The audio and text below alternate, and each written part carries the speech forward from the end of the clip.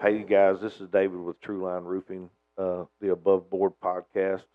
Got my good friend Joey Vickers here, or Joseph Vickers. Hey, How are you doing today? I'm doing all right, man. I Yeah, ain't dead yet. The road goes on. the road goes on. Is that a Willie song? Probably, I think so. probably. I think it's a Willie song. Chris Christopherson, maybe. Yeah, maybe, maybe, Some, maybe, maybe, somewhere in that maybe. genre. Yeah, So Joey here, he's a really good friend of mine. We met, I don't know, I guess 8 years ago now, maybe yeah, maybe. something like that. And Yeah, my first experience with Joey was we were doing a roof and tearing off a bunch of metal, and I think Joey wasn't so gamefully employed at that time, and he pulls up there, and I'm up on the roof, and he says, "Hey, what are y'all going to do with all this metal?" I said, "Well, I haven't really thought about it. yeah, Can I have it?" yeah, Yeah. yeah, man. Yeah, it was. There was a tornado in Murray, and I was going to the AA hall there, and the wind had blown off this roof.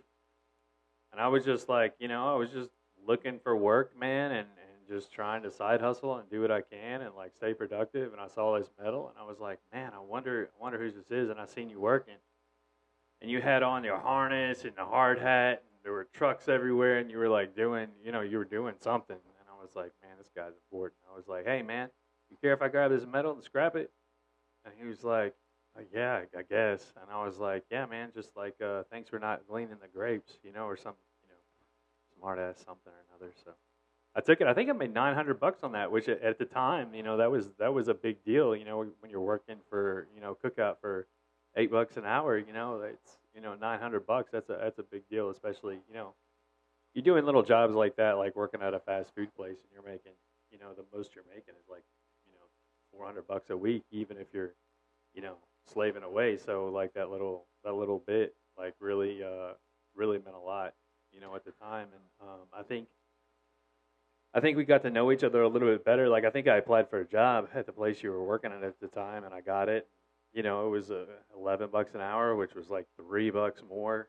But that was huge, and there was work, and I learned a lot about commercial roofing just on that little job. And we were both in the military, and we both like to listen to Jordan Peterson, and we both like to, think and talk and explore the mind and stuff like that. And I think that's, we just kind of hit it off, and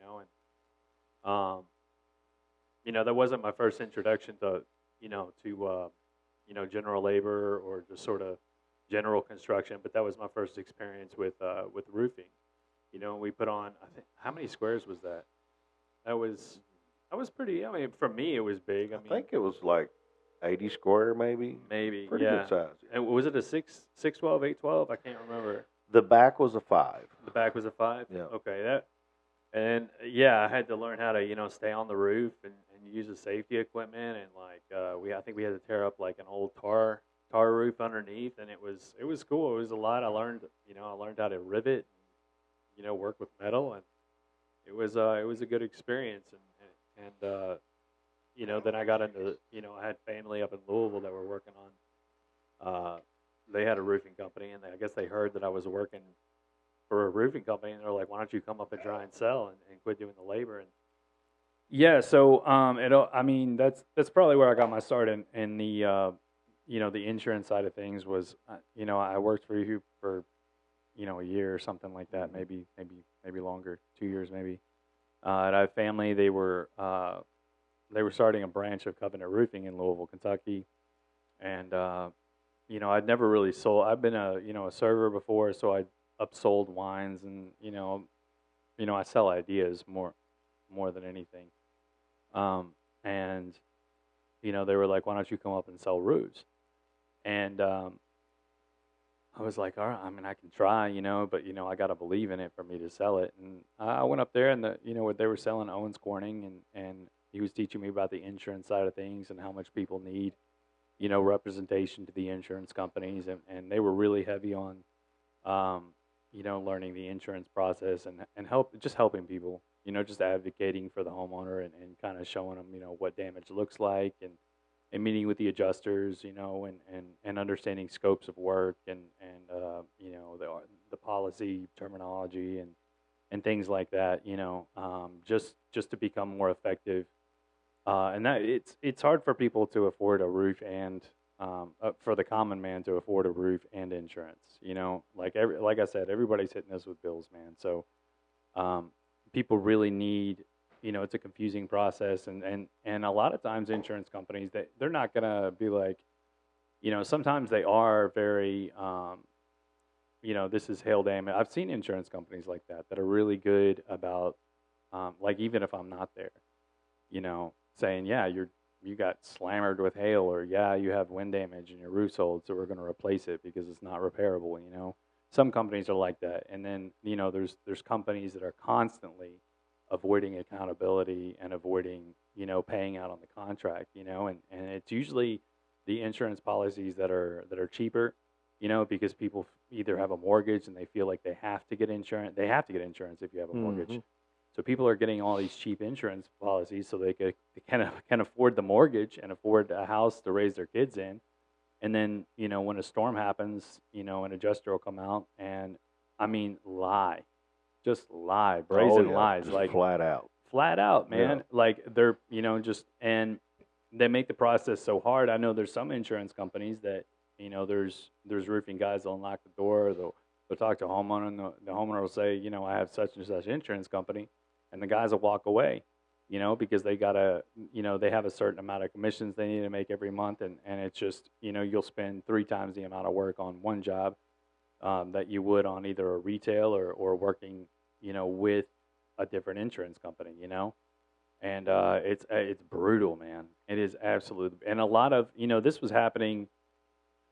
Probably when I first started, it was, 1 or 2 companies that were doing it. And slowly but surely, like, more companies have adopted these practices, and it's become a little more constant, these games, that are being played.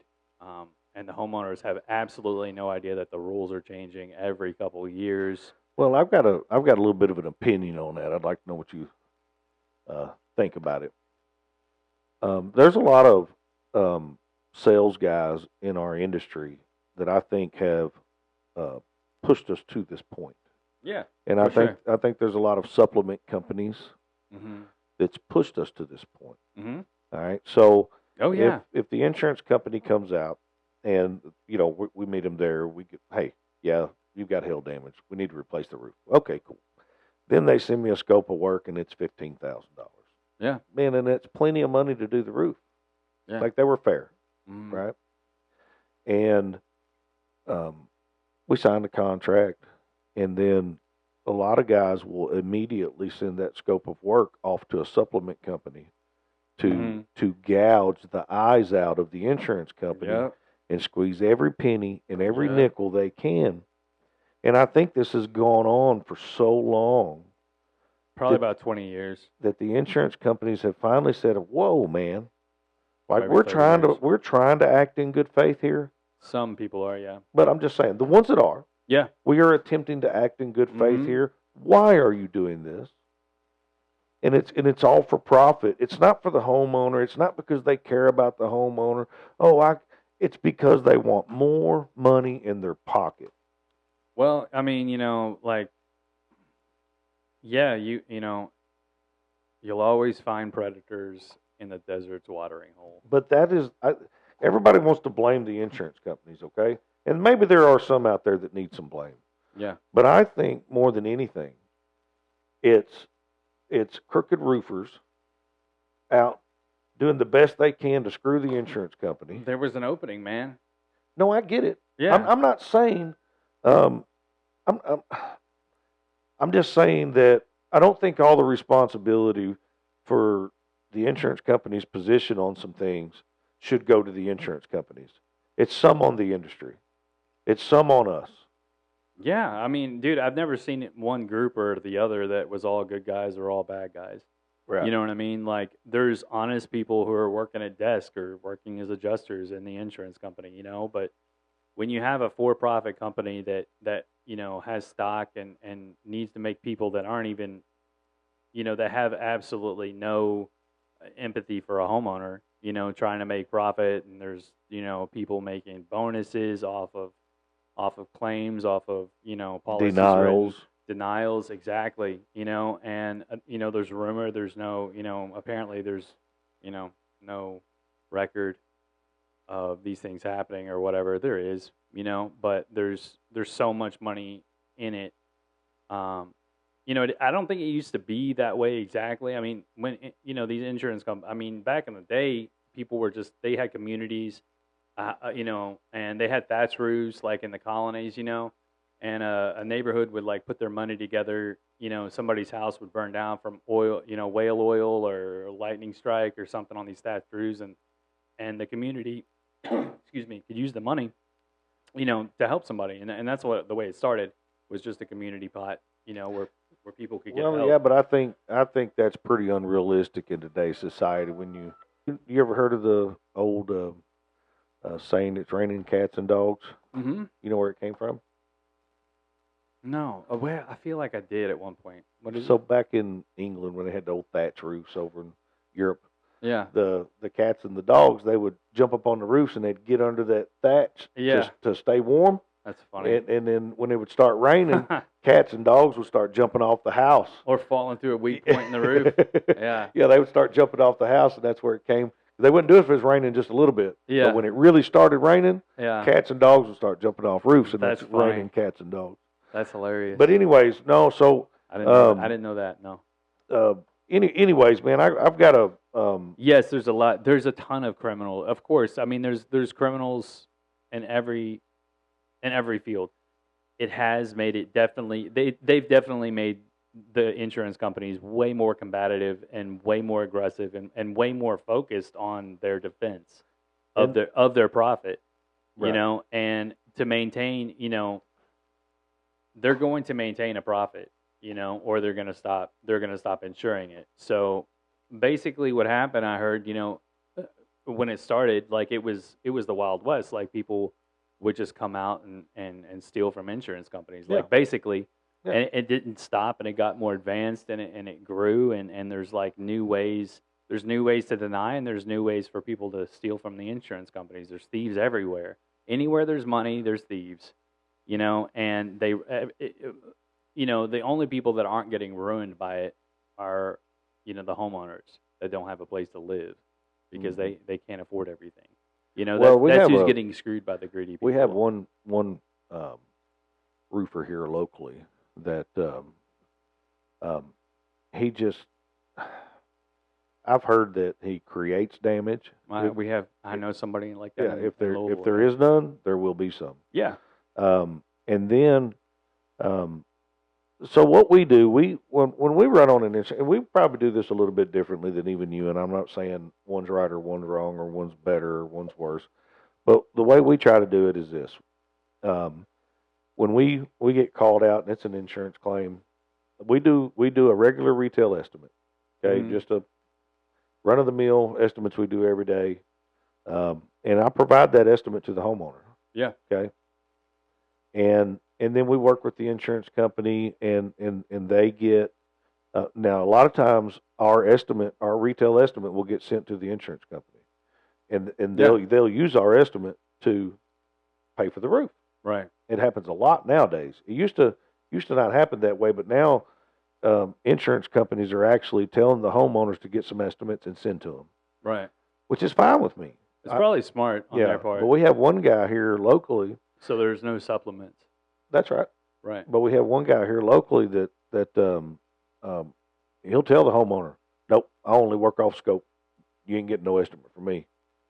So let's file it when you get your scope.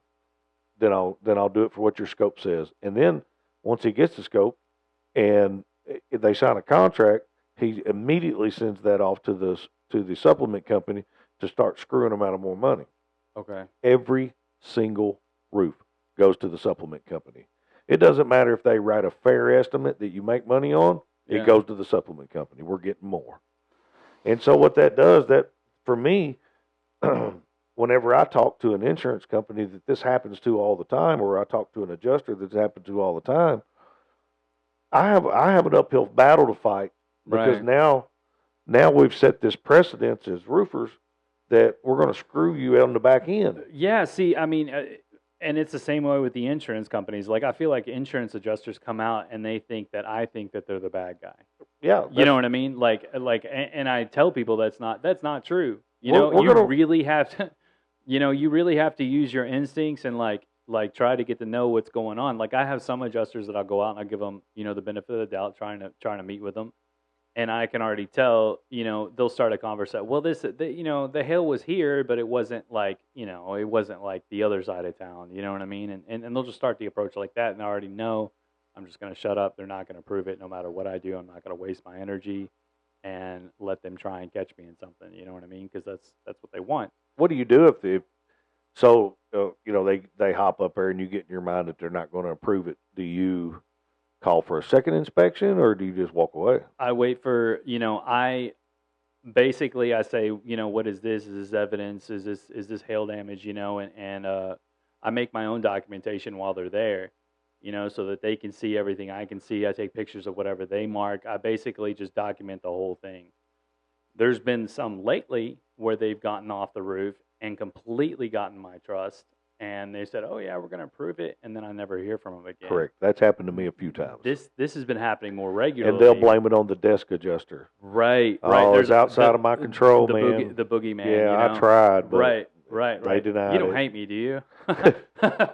Corporate. Yeah. You know what I mean? Adjusters now, from what I've experienced lately in the last year or two, is we're not allowed to approve it. Right, and I get that. Yeah. I actually get that, but what we don't have in the industry is like basically a standard of like what we can expect, what we need, I don't care. I'm not going to bring an insurance company a roof or recommend a homeowner file a claim on a roof that's not legitimately damaged by wind or hail or some, act of God. Mm-hmm. I'm not going to do it because I don't want a bad reputation with the insurance company, and I don't steal either. Right. You know what I mean? And I walk away from homes all the time. No, there's no damage. Either we can do it retail if you really want it to look different, but there's nothing up there. I tell customers this. They'll call us, and we get referred by several insurance agents around here, and we'll have somebody call in and say, "Hey, so and so insurance told me to call, and that you would give us an honest assessment of whether we had damage or not, and would you come out and look?" Right. And I'll go out and I'll look, and I have some homeowners that are like, they need a roof. Okay, it's worn out, but they're trying to get the insurance to pay for it. And then I'll go out and I'll look at it and I'll be like, "No, you shouldn't file an insurance claim because there's nothing here." Right. Well, I'm sorry. I might just try it. I said, "Well, your premiums are going to go up." Now, they're not supposed They're to. not supposed to, but come on, man. Yeah. You shouldn't be penalized for a service that you've already paid for. Well, let's say it doesn't happen. Wink, wink. Right. Right. But anyways, you get dinged. You get a. If nothing else, you get a claim on your record. There's a claim on the record. Right. And then after so many of those, you're going to get dropped. Right. Especially if there's nothing there. Especially if you have multiple policies, it's okay. Yeah. Well, I don't even know what that means. But anyway. It means if you give them enough money, they'll keep you. Oh, okay. Yeah. You know what I mean? And so anyways, I tell the homeowner, don't file a claim. Yeah. There's nothing here. And then they'll file a claim anyways. Or I have a lot of people that are really appreciative, and I've had this happen several times too. A door knocker will come up, they'll knock on the door, they'll hop up there, and you got damage everywhere. Mm-hmm. And then, but that homeowner really doesn't trust them. Yeah. So they'll call us, and then I'll go out there and I'll be like, "No, ma'am, there's no damage. Do not file a claim. Do not file a claim." Yeah.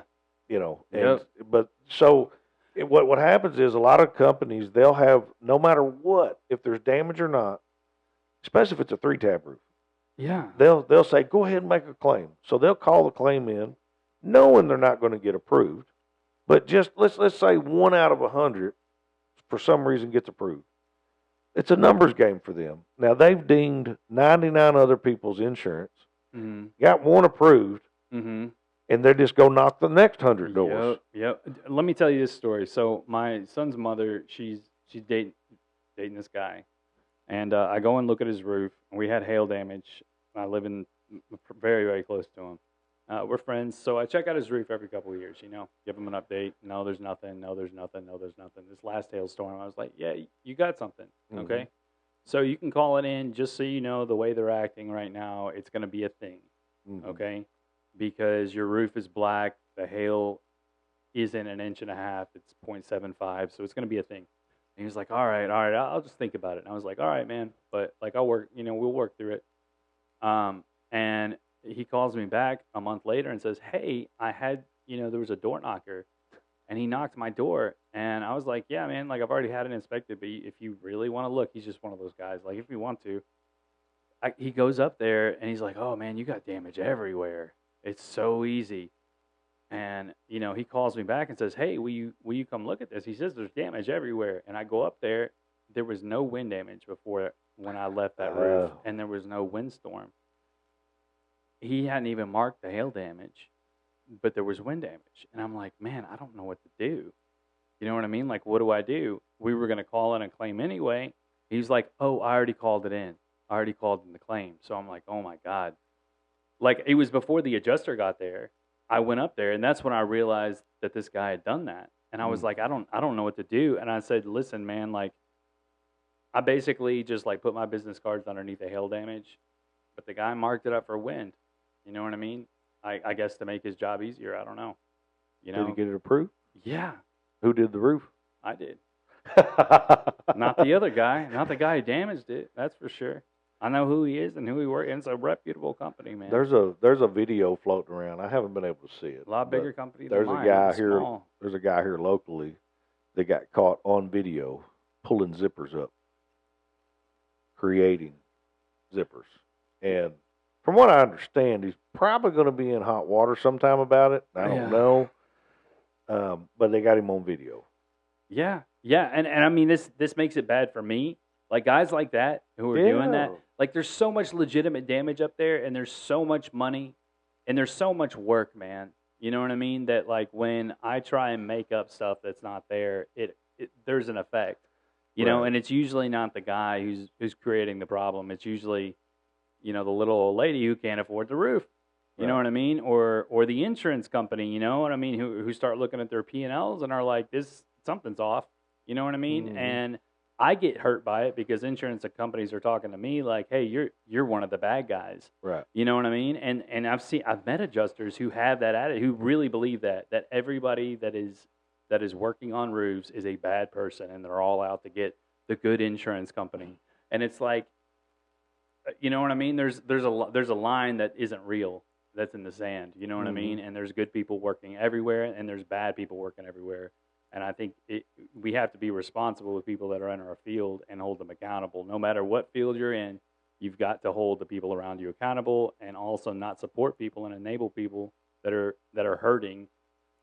The little old lady with the roof, man, because that's who's going to suffer, is the lady who doesn't know how to help herself. Right. You know what I mean? Mm-hmm. And that's who's hurting.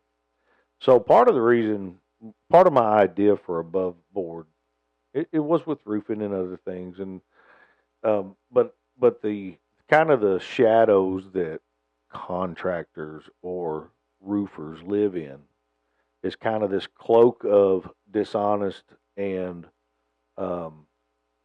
below the table or under the table kind of that the general public has for us. Mm-hmm. And these are some of the things I want to talk about. It's, not everybody's honest, but not everybody's dishonest. Right. Not everybody's a good roofer, but some people are a good roofer. And so, some of the things. Some people don't care. The problem with it is, though, people never show up with a tattoo on their head and say, I'm the good one or I'm the bad one. Oh, yeah. They all pull up with, I'm the good one. Yeah. And I can't tell you, we've got a guy in Paducah. They're like a good neighbor. I won't call the company's name out, but they advertise cheap roofs, discounts, and this, that, and another. And call us for your cheaper roof, and you can save money on your roof. We beat everybody's bid. Nobody Right. can beat us, and all this kind of I crap. see those on Facebook all the time. And and we in the last year, Yeah. we've replaced, not repaired, replaced because it was so bad. Oh man. There was no repairing it. 3 of these guys' new roofs. Wow. 3. That's wild, man.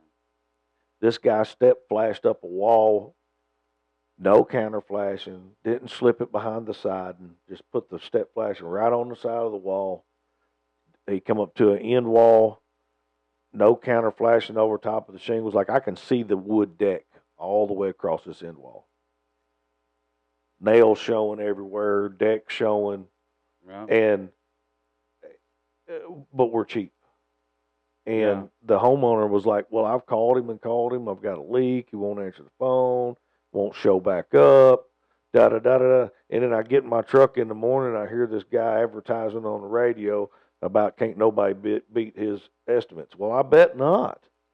You don't buy anything to roof the house. People like that they tend to move around a lot, you know? But it's ridiculous to me that like we don't try to be the cheap roofer. And okay, it's not because I'm trying to increase my profits necessarily. It's now we're a for-profit company. We have to make money. I have employees and insurance and everything else. Mm-hmm. But I'm not going to put cheap materials on your roof. If I can't do it well, if I don't believe in it, I'm not doing it. well, I mean, I'll just I'll fall apart. And a lot of our roofs, I would say, Some people don't fall. Some people can do the wrong thing and not fall apart. right.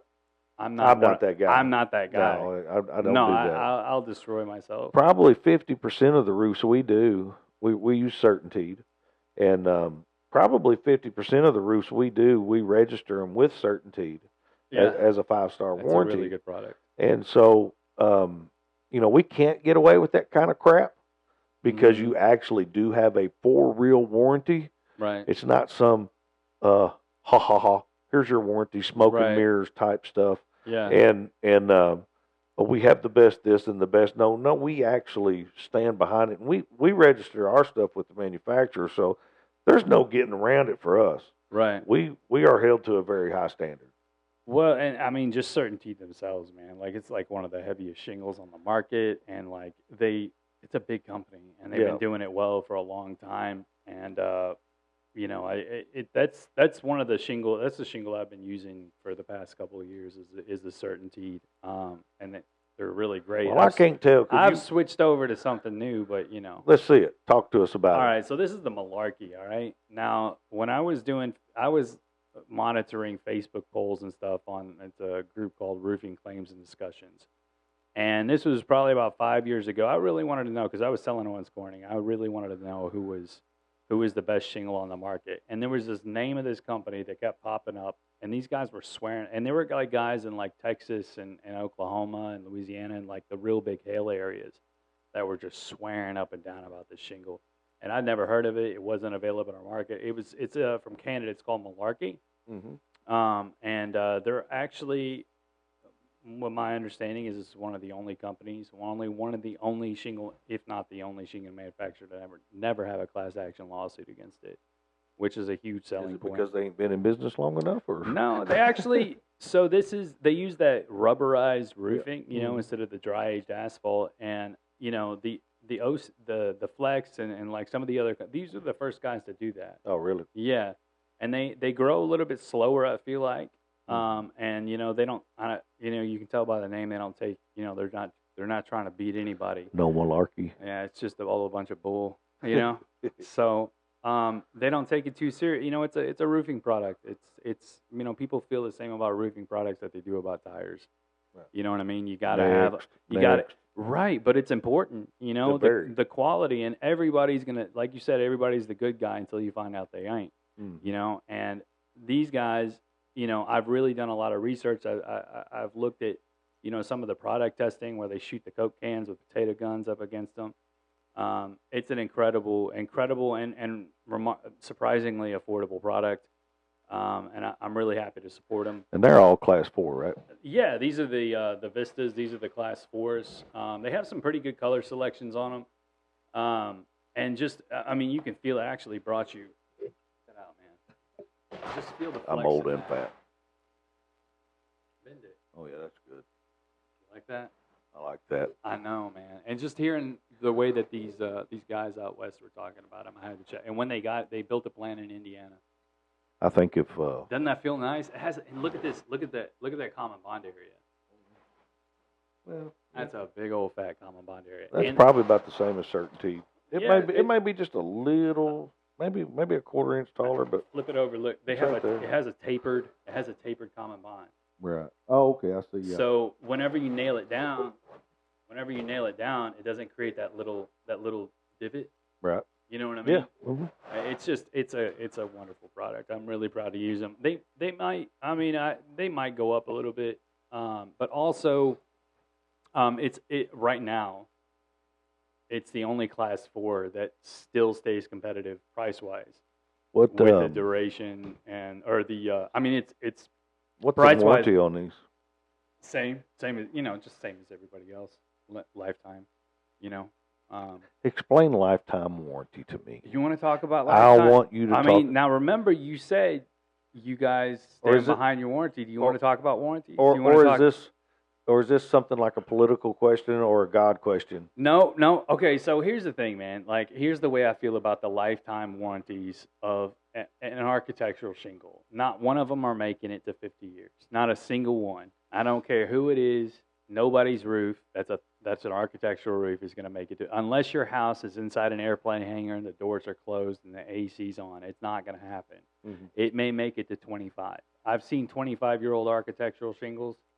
They don't look good. Most people are going to switch them out around year 20 or 25.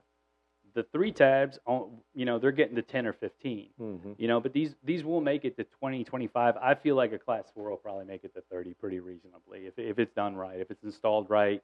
There's good ventilation. And you're dancing around the lifetime warranty. What about it? And well, we had to break for lunch. Everybody was hungry, giving me the stink eye. So I'm back here with Joey Vickers. Hey, man. And we were talking about lunch was good.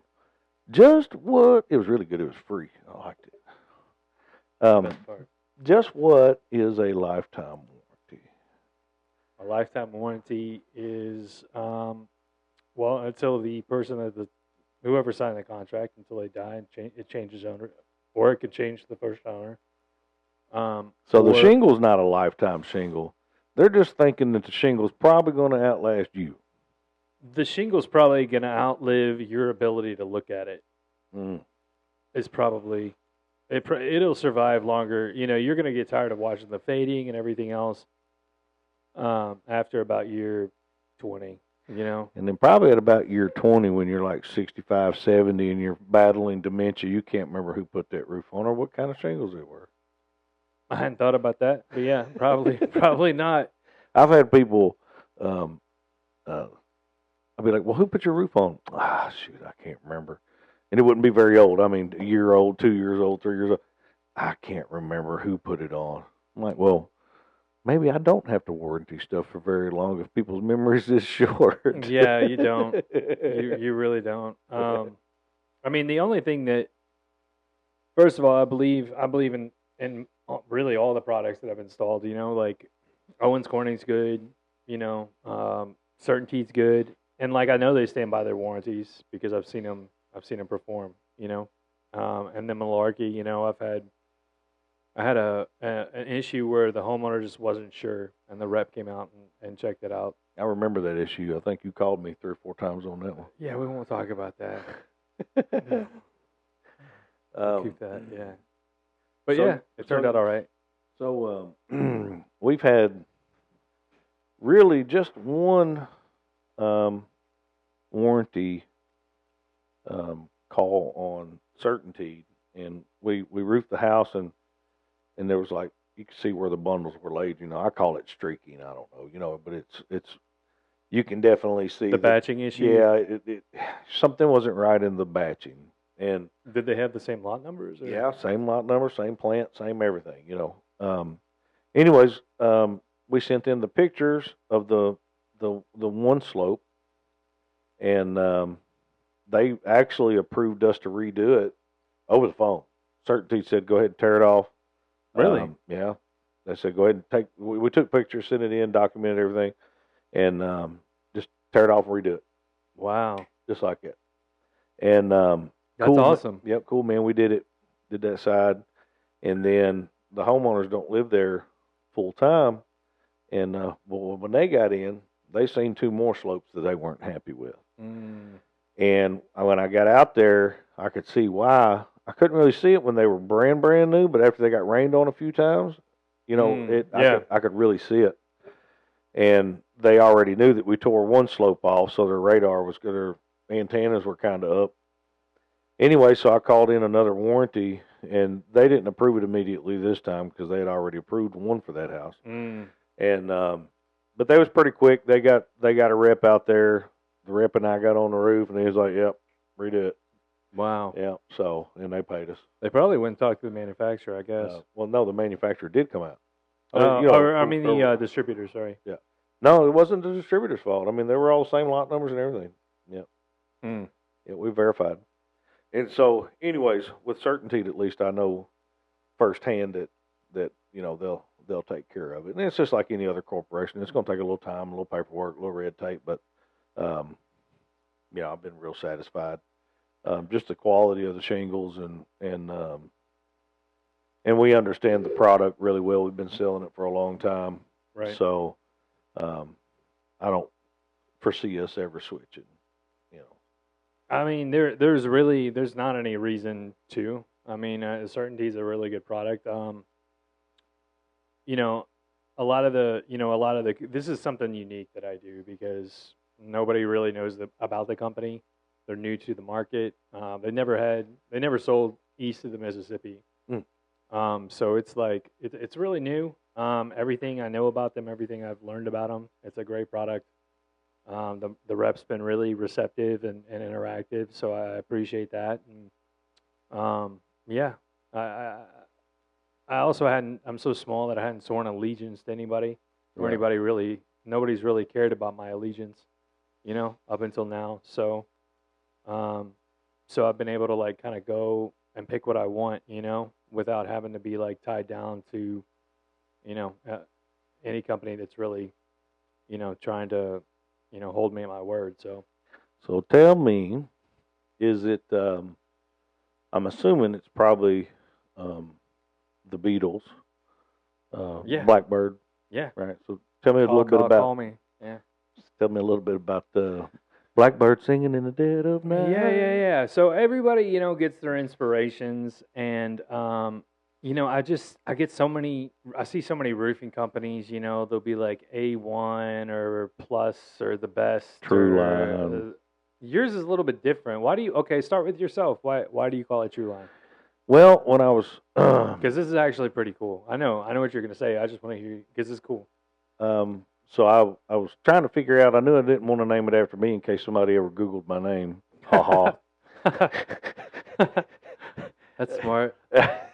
Oh, hell, we learned it. But no. But anyways, I was just trying to figure out something that would exemplify or represent kind of what I do as a craftsman, as a tradesman, and just kind of started kicking some stuff around. And the term True Line is really kind of a term, and it stands for obviously true and line, like straight. Yeah. And but kind of a little bit above the mark as far as quality goes. Like we shoot for a little bit higher standard than most. And I'm like you, man. I wasn't going to have a run of the mill name or DN Roofing or you know what I mean. Yeah. And then like I would never use like a veteran roofing or anything like that. I mean, I'm a combat veteran, but I would never do that. I didn't serve in the military to come back home and tug on people's heartstrings. If somebody, if somebody wants to know who, I just don't want to. I feel weird. It gets weird, man. Like when you have a service commitment and then you try and make money off of it. Like it just feels weird. That to me, that's and it's kind of like the company you used to work for. and then there's It feels really weird making money off the cross. that's what I'm saying. Like, I'm a for-profit company, and I don't want anybody to ever think that I'm not. You know what I mean? And I'm in business. I'm for people like having the ability to have a life of plenty. Mm-hmm. You know what I mean, and not wanting. Right. You know. And so, yeah, for us, it's I don't know. I you know, if you believe in Jesus or whatever or whatever, that's kind of separate. And I think it should be. I think that you're kind of misrepresenting, or you're representing yourself in a fact to a group of people to try to get their money while playing like it's not about money. I just think You know, you give to Caesar what belongs to Caesar and give to God what belongs to God, and I think that was the agreement. mm-hmm. And I think mixing the two they just don't mix. So you're either one or the other, or you're pretending, or you're one and you're pretending to be the other. Right. You know what I mean? And I really do. I may not be like the most atypical Christian man, but I definitely have my beliefs and my respect, and I respect the walk that he led. Mm-hmm. You know what I mean? And I don't feel like if somebody lived that life and and that sacrifice is true, and like, you know, it's helped so many people, and it means more than money or security to some people. Some people really use that as something much, much deeper. And I just have too much respect for those kinds of things to use it. So one person in particular that I could think of has a roofing company, and it's all lettered up, and then it's got a scripture on it. It talks about Jesus or blessed or something like that. I can't remember exactly what it says, but anyways, actually, I get kind of mad when I think about it. Honestly. Well, I wonder. So to me, if you put that on your truck, you should be either sending a message or trying to put Jesus' message out there to people. Yeah, they're trying to help them change their life. But what it is, in reality, is if you see a scripture on my truck and you're a Christian, the vendor's set up at the table, at the temple. Yeah, is what it is. You're more likely to hire me because I have a scripture on my truck. It's vendors at the temple. Exactly. What Jesus do there? Yeah, he freaked out, man. Right. I get mad about it. Yeah, I do. I get really, really upset. So if you want to me, if you want to witness for God, do that. But yeah. don't. You shouldn't solicit business with scriptures. But anyways, back to some roofing. Yeah, back there. Blackbird. What? Oh yeah, yeah. It's the Beatles. Mm-hmm. And also I just wanted to separate myself. You know, people remember, and people like Mickey Mouse, man. They smile. You know what I mean? And I want people to know that I'm like a person who doesn't take his business too serious. It's there for you. You know what I mean? That song is pretty obscure, though. Well, it's just there's a small portion of people in America that you could walk up to and say, "Hey, do you know the song Blackbird?" Yeah, and my kid's name is Jude. Jude. Yeah. Hey, my favorite Jude. song though is the Fool on the Hill. Mm. Fool on the hill sees the world spinning round, and the eyes in his head. Yeah, that's a good song. Mm. But yeah, I like the Beatles, man. It really just wasn't about the Beatles. It's just common. They're common. Nobody pays attention to them. Just a blackbird. It's just a blackbird. You know what I mean? And it, hopefully it makes it just is different. You know, and I think people will think about it sometimes. I love to be different. I used to. I don't like being a part of like mainstream society and have what everybody else has. I'm not competing with anybody, dude. The only person I compete with is myself. Yeah, dude. Somebody told me that one time. They said, "You're my competition," and I was like, "I can promise you, I'm not." No. No. There's nobody's perfect and no company's perfect, and we all make mistakes. We're all human beings, and we all have human beings for employees.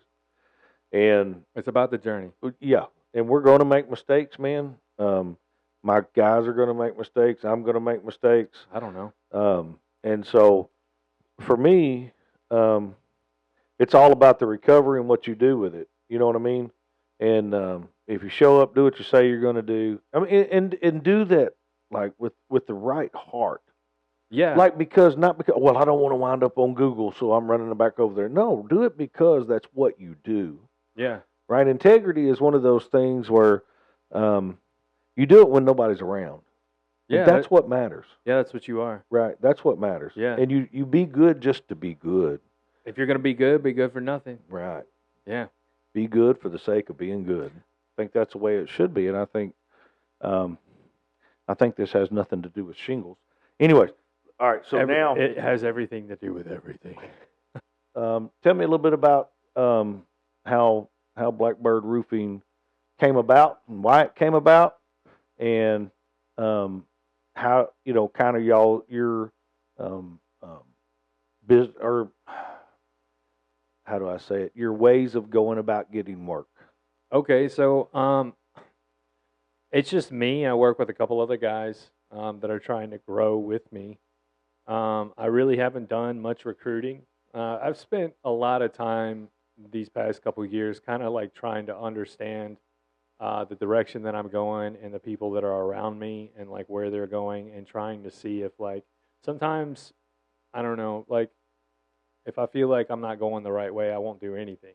You know what I mean? And if I'm not sure about, my situation in my life, I just need time to think and just kind of be quiet and just be still, and so I haven't really done that much promotion. I have a website, I have Google, and I have some other things. But as far as trying to grow, I just feel like I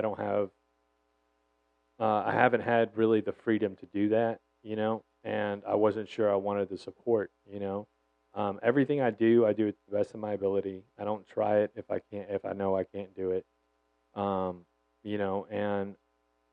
I'll always come back and make the customer happy, and I don't leave until I do.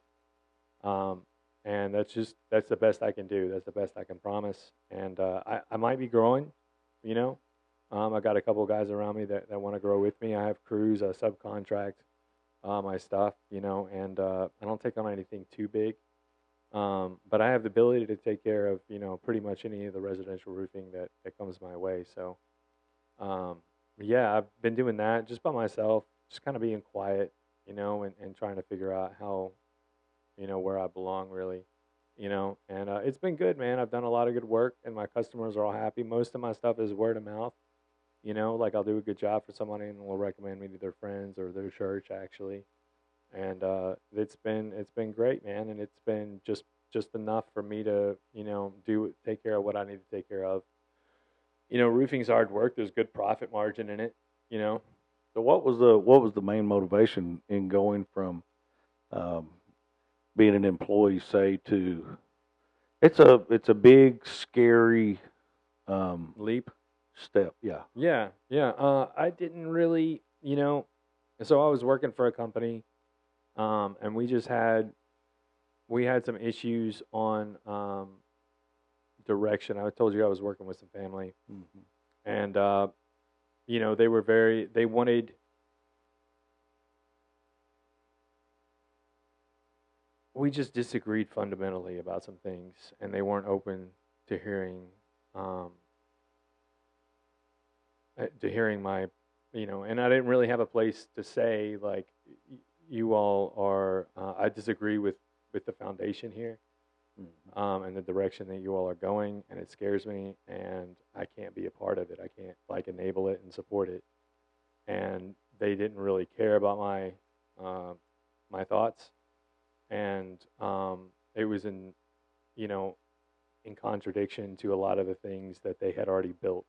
So it would have upset sort of their flow, and I couldn't do that. So I basically needed to give them time, and space to kind of do what they needed to do, and maybe they figure it out, or But if I don't believe in something, I'll find either I'll just find a way. I can't stay. Hmm. If I can't assist anything that I don't believe in. So from choosing to leave that Yeah, to that was hard. That was I'm going scary. to start my own thing. Mm. Well, I mean, they could have been in the paper making company, you know, in the paper making business, and I would have just started making paper. Hmm. So it wasn't that hard of a transition. Well, no, I mean, I learn really well. I learn quickly, like whatever I'm doing, So whatever I have to be doing, as work, like that's pretty much what I'm just gonna I'll tell continue. you what, Because that's just money, man, and that's what literally everybody's doing. Like nobody gets in roofing because, I mean, maybe some people get in roofing because of passion, but most people's jobs are not their passion. You I know what I kind of mean? got back into it after years of being out of it. A couple of different reasons. For me, I'd been away from it for so long. It had a sort of nostalgia for me because I Yeah, started roofing when I was 17 and I quit when I was about 20 or 21. And being in my 40s when I started back, or 39, it had a bit of grandma cooking in the kitchen kind of. What is that? You yeah, know what I mean? It almost. I felt like I had a little handle on my youth again. yeah. You know what I'm saying? It had a little bit of nostalgia effect for me, That's and cool. and so it's been really cool for me, and for being out of it so long. Um, the difference in the materials and the difference in the game, Yeah, yeah, yeah. and like all this weird stuff with these supplement companies. Like, what is this? Like, it Yeah. didn't. I don't want to say it didn't exist back then, but I didn't know anything about it. Right. You know. Yeah. Um, and so, anyways, it was a um, pretty easy thing for me to do, and I do love roofing. Oddly enough, I I, I do love roofing. Um, I mean, once I get into something, like I learn to love it. yeah. You know what I mean? I think it's just because it's like I think it's part of my survival psyche. You Hmm. know what I mean? Yeah. Is like if I'm going to be doing something, I'm not going to be having a bad time. Right. Right. You know what I mean? But for me, it was growing relationships with my vendors was pretty cool. Yeah. Um, Reps, that sort of thing. And then as I started gathering people up to work with, and the the the challenge of um, keeping a happy workforce, Yeah. and then Mhm. trying to work through all that. And I like to think I do a good job of it. Maybe I don't sometimes, but I really try real hard to show it, encourage people. Um, but I'm the kind of person, I believe in, you lead from the front. You pull more than you push. You never try to lead from the back, yelling to the front. Mm. And so if something needs to be done, or somebody doesn't understand something, Oh yeah. I'm on that ladder. I'm on that roof. I'm helping. And Yeah. and but one of the biggest challenges for me, um, because I'm a tradesman, I've always thought that just doing a good job will get you work. And in 20 years ago, 25 years ago, that was it. Mhm. But now, with the internet the way it is, in Google and all these different marketing things, all you really have to do, and not that we do this, we do a really good job. You can look at our reviews.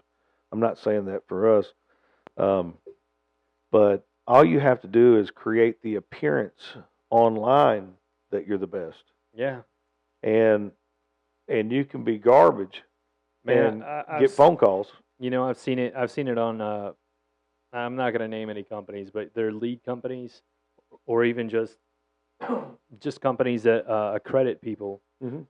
That basically have just rotted. Hmm. That you can't trust some of the accreditation. The people that used to accredit people that people used to trust, it can be bought. You Hmm. know what I mean? And eventually, that I think that'll go away because it won't survive. You know, operating that way.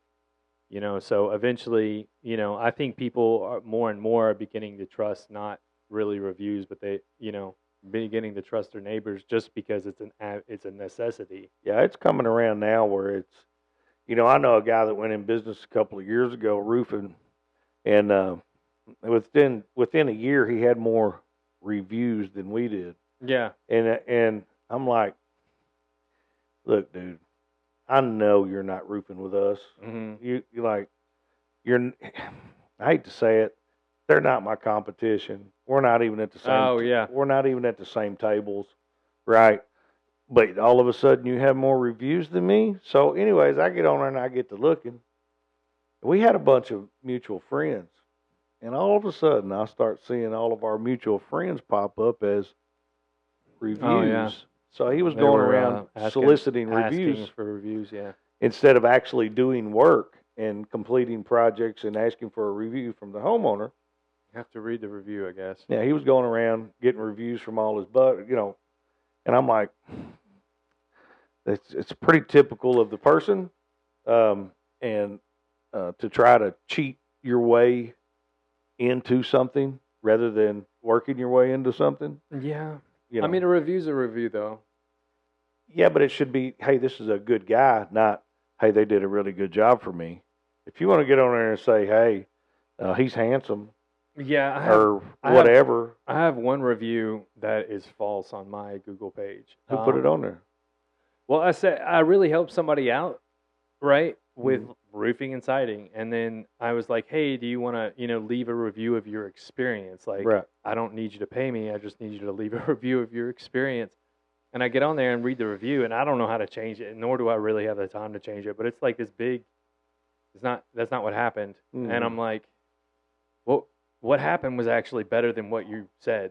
Right. You know what I mean? So I'm like, why did you leave that review? Like, I didn't ask for that. Right.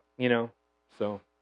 But I think, but anyways, I had to. What I was going to say is, some of the hardest things I've had to do is realize that I'm not a roofer anymore.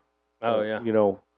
I have to help run a business. Yeah. And that was scary to me. You got a lot of people dependent on you. And then on top of that, True Line Roofing's not really a roofing company. True Line Roofing is a marketing company that roofs and roofs well.